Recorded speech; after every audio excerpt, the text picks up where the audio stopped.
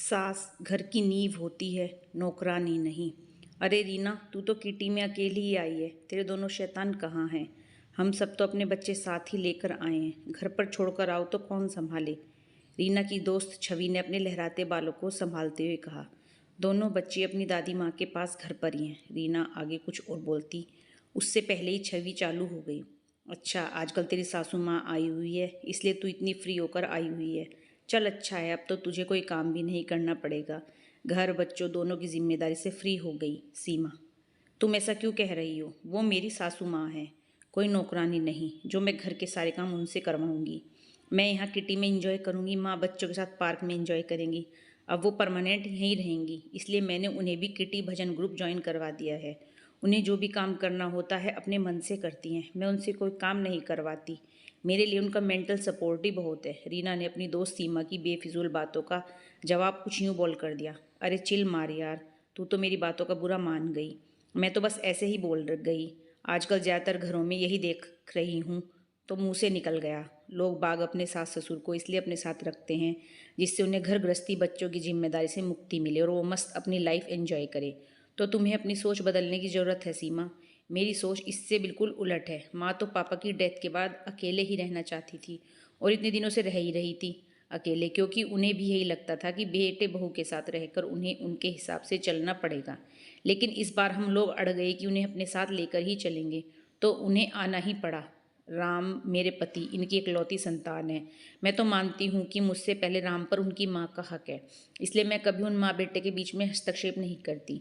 राम को ऑफिस से आकर अब सबसे पहले अपनी माँ के पास बैठना अच्छा लगता है, तो मुझे भी कभी इस बात का बुरा नहीं लगता, क्योंकि मेरे आने से पहले उनके माता पिता ही सब कुछ थे उनके जीवन में, और वो जगह मैं कभी छीनना नहीं चाहती।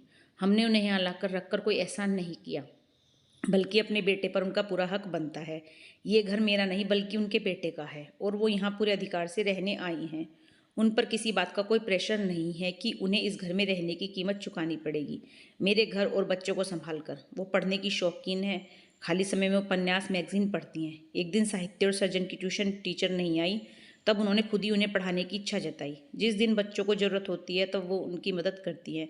ऐसा भी नहीं है कि मैं उन्हें कोई काम करने नहीं देती। जब भी वो कुछ करना चाहती हैं तो मैं उन्हें रोकती भी नहीं हूँ।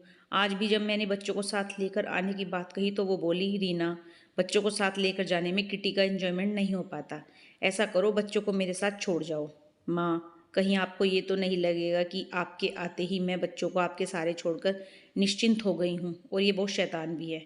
ऐसा तब लगता जब तुम अपने आप छोड़कर जाती। यहाँ तो हम खुद ही कह रहे हैं, 2-3 घंटे आराम से संभाल सकती हूँ, फिर ये कितने भी शैतान हो, आखिर इनके पिता को भी मैंने ही संभाला है।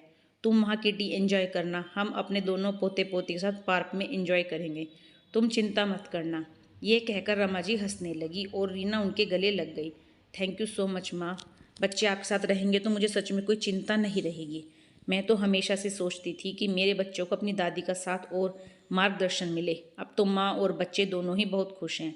माँ भी यहाँ नए दोस्त बनाकर अपने बच्चों के साथ बेहद खुश हैं। रीना, तेरी इस खूबसूरत सोच को मेरा सलाम। जहाँ आज लड़कियाँ अपने सास ससुर को अपने पास रखना बंधन समझती हैं, या फिर रखती भी हैं तो बोझ समझकर, या फिर अपने फ़ायदे को सोचकर कि सास ससुर साथ रहेंगे तो घर के काम और बच्चों को संभाल लेंगे, वहीं तू ये मानती है कि तुमसे पहले तुम्हारे पति पर उनकी माँ का हक है। आज समझ पाई तेरी खुशियों का राज। अब से मैं भी तुम्हारी इन्हीं बातों पर अमल करूंगी और अपने ससुर जी को अपने साथ लाकर रखूंगी। आखिर हमारे अलावा कौन है उनका? बड़े बुजुर्ग बंधन या बोझ नहीं, बल्कि बच्चों की जिम्मेदारी होते हैं। आ जाओ भाई, हाउसी शुरू होने वाली है। तुम लोगों की बातें ख़त्म ही नहीं हो रही। किटी मेंबर के बुलाने पर वो दोनों ग्रुप में शामिल हो गई। दोस्तों, घर के बुजुर्ग घर की नींव होते हैं, लेकिन कुछ बेटे बहू उन्हें नौकर समझने लगते हैं, जबकि हमें अपने बड़ों की इज्जत करनी चाहिए। कहानी पसंद आए हो तो चैनल को लाइक करें और सब्सक्राइब करें। धन्यवाद।